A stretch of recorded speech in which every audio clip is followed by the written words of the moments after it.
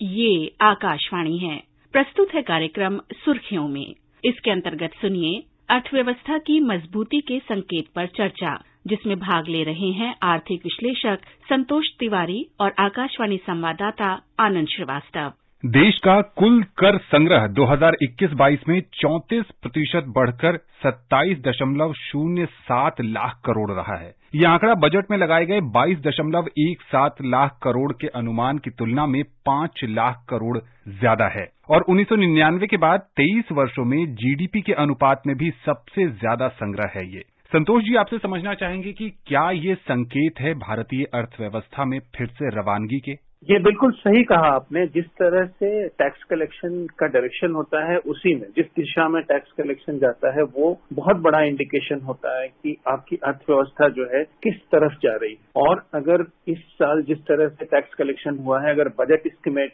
को पार किया है, डायरेक्ट टैक्स कलेक्शन नहीं, जो कि इनकम टैक्स होता है, चाहे वो कंपनियां पे करती हों या फिर जो इंडिविजुअल्स होते हैं, आम आदमी होते हैं, हम लोग होते हैं, वो पे करते हों, अगर उसमें जो बजट में अनुमान लगाया गया था उससे अगर 3 लाख करोड़ ज्यादा है, तो आप सोच सकते हैं कि जो कोविड के समय में जो भी इम्पैक्ट हुआ था या जिस तरह से प्रभावित हुई थी अर्थव्यवस्था, उसमें लोगों की आमदनी जो है वो किस तरह से वापस आ रही है। तो अगर कुल 27 लाख करोड़ के करीब जो है वो टैक्स कलेक्शन हुआ है फाइनेंशियल ईयर 22 में, और जिसमें से कि 14 लाख करोड़ जो है वो डायरेक्ट टैक्सेस से, और उसी तरह से जो इनडायरेक्ट टैक्सेस होता है उसमें भी जितना बजट में अनुमान लगाया गया था उससे ज्यादा है। ओवरऑल अगर इम्पैक्ट ये है कि आपके जो इनकम टैक्स है उसमें, चाहे वो कंपनियां देती हों या इंडिविजुअल्स देते हों, उसमें तकरीबन 49% यानी 50% के करीब उसका अगर ग्रोथ आपको देखने में मिल रहा हो। और ये मैं यहाँ पर कह दूं कि पिछले साल कोविड के चलते अर्थव्यवस्था पर असर पड़ा था, लोगों की आमदनी पर असर हुआ था, लेकिन उसके बावजूद भी जो हमारा कॉन्स्टिट्यूशन है टैक्स पेमेंट का,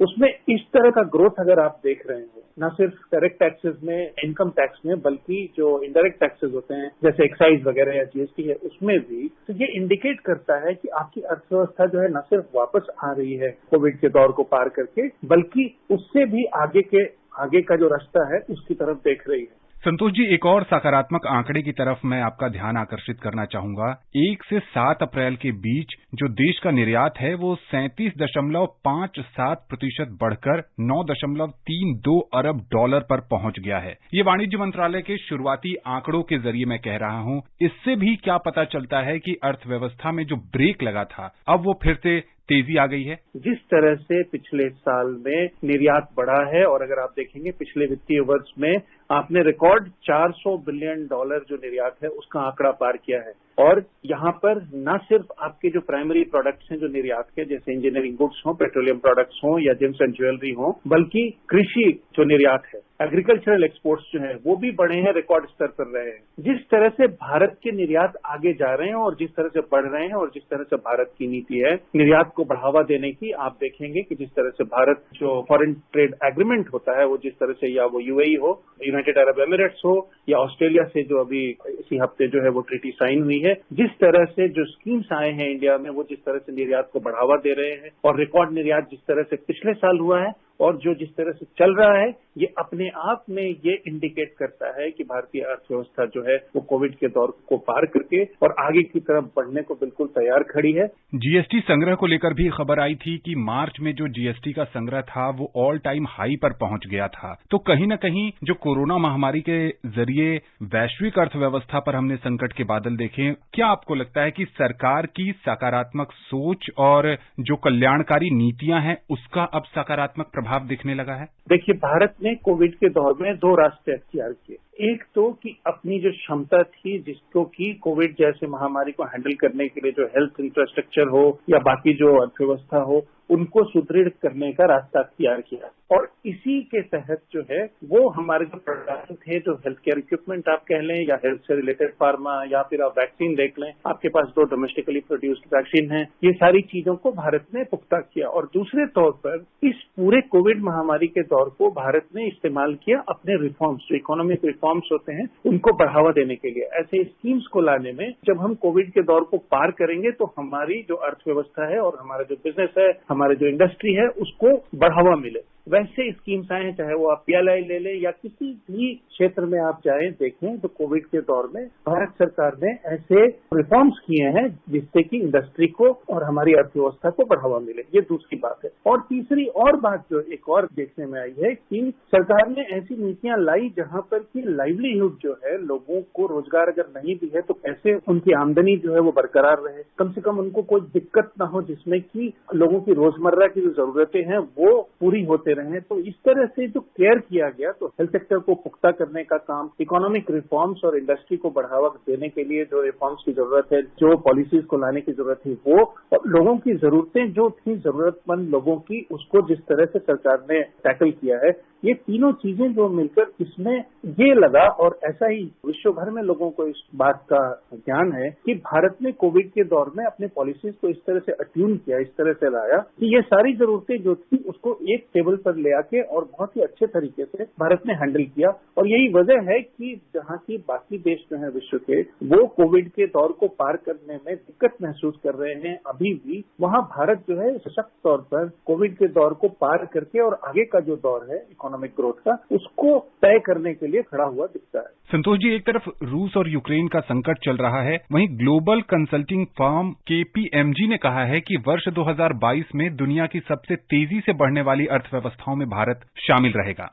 इन सब के बीच जो आने वाला समय है उसको लेकर जो बजट पेश किया गया और प्रधानमंत्री ने कहा कि यह अमृत काल का बजट है, उससे भी अर्थव्यवस्था को फायदा मिलता दिख रहा है। जहां तक अर्थव्यवस्था के ग्रोथ की और ग्लोबल सिचुएशन की बात है आनंद, यहाँ मैं आपको बता दूं, जब तक ये रूस और यूक्रेन युद्ध जो है नहीं हुआ था, तब तक हर एजेंसी ने, हर किसी ने ये कहा कि भारत जो है बिल्कुल 8% के ग्रोथ रेट को अचीव करेगा, उसकी प्राप्ति करेगा। लेकिन यहाँ एक चीज मानने की जरूरत है, और अगर आप देखेंगे RBI की मॉनेटरी पॉलिसी जो आई है, या आप अगर देखेंगे जो फाइनेंस मिनिस्ट्री का जो मंथली इकोनॉमिक रिपोर्ट आता है, उसमें भी इस बात को बहुत अच्छे तरीके से सहमत किया गया है कि जो 8% का ग्रोथ रेट, 8% हम देख रहे हैं, वो भले ही ना अचीव हो अब, लेकिन 60% से ज्यादा, 7.2% के करीब RBI ने प्रोजेक्ट किया है अभी, वो भारत जरूर अचीव करेगा। ये ग्रोथ रेट की बात है। और जिस तरह से रूस यूक्रेन युद्ध जो है वो शेपअप करता है, उस पर डिपेंड करेगा कि जो इंपोर्ट ऑफ क्रूड ऑयल जो है, क्रूड ऑयल प्राइसेस यानी कच्चा तेल जो है, भारत 85% निर्भर है आयातित क्रूड ऑयल पर, उसके जो दाम है वो किस तरह से बढ़ते हैं, अभी $100 पर बैरल है,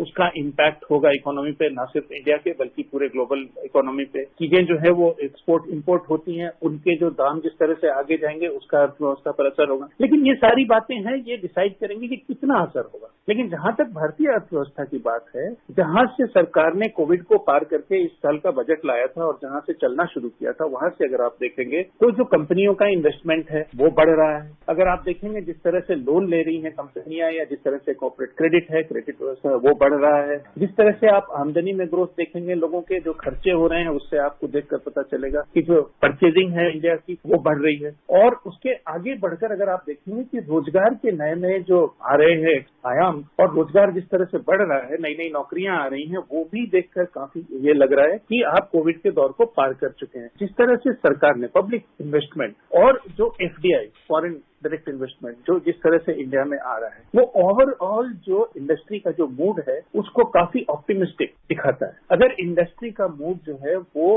आगे इन्वेस्टमेंट को लेकर और ग्रोथ को लेकर अगर ऑप्टिमिस्टिक है, तो वो ये दिखाता है कि आगे अर्थव्यवस्था में किसी भी देश के ग्रोथ का क्या एक्सपेक्टेशन है या किस तरह का ग्रोथ हो सकता है। इस बात पर आप देखेंगे तो भारत की स्थिति जो है वो बहुत अच्छी लगती है। दोनों को मिला के जिस तरह से सरकार ने अपने रूल्स रेगुलेशंस पॉलिसीज लाए हैं कोविड के दौर में और उसको कंटिन्यू कर रही है, जिस तरह से इन्वेस्टमेंट ऑप्टिमिज्म है इंडिया में, उसको देखकर जिस तरह से स्टार्टअप इकोसिस्टम बढ़ रहा है, जिस तरह से MSMEs जो है उन्होंने ग्रोथ को अपनाया है और आगे बढ़ रहे हैं, अब वो इस तरह क्लियरली इंडिकेट करता है कि भारत जो है वो ग्रोथ के एक नए दौर में आगे निकल चुका है। उम्मीद करते हैं कि भारतीय अर्थव्यवस्था में ये रफ्तार आने वाले समय में भी कायम रहेगी। संतोष जी, इस चर्चा में शामिल होने के लिए और विशेषज्ञ राय देने के लिए आपका बहुत बहुत आभार। धन्यवाद। अभी आप सुन रहे थे अर्थव्यवस्था की मजबूती के संकेत पर चर्चा, जिसमें भाग ले रहे थे आर्थिक विश्लेषक संतोष तिवारी और आकाशवाणी संवाददाता आनंद श्रीवास्तव। ये कार्यक्रम आकाशवाणी के समाचार सेवा प्रभाग द्वारा प्रस्तुत किया गया।